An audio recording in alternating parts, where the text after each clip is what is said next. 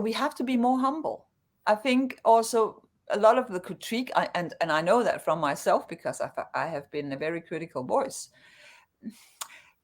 At a certain point, it easily turns into pride that I know much better than everybody else. And I can even, I am entitled to criticize the Pope.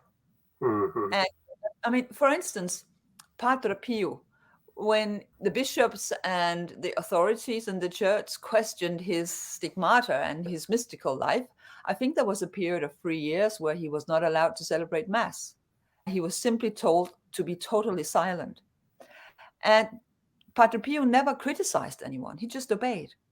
And then later on, I mean, he was allowed again to celebrate Mass. Now he's a big saint, but he never really criticized anybody. I mean, for instance, you could also point to Saint Francis of Assisi, and you could Mm-hmm. compare him to Martin Luther, because both of them were facing a critical time in the church. Because at the time of Saint Francis of Assisi, I mean, there was also a lot of corruption in the church Yeah. and bad popes. But the way he renewed the church was not by raising his voice and criticizing the Pope and trying to make everybody angry with the Pope. No, he renewed himself. So he was really trying to live a life precisely according to the gospel. He was very humble. Whereas Martin Luther, he was doing like all these Catholic traditional voices are doing now.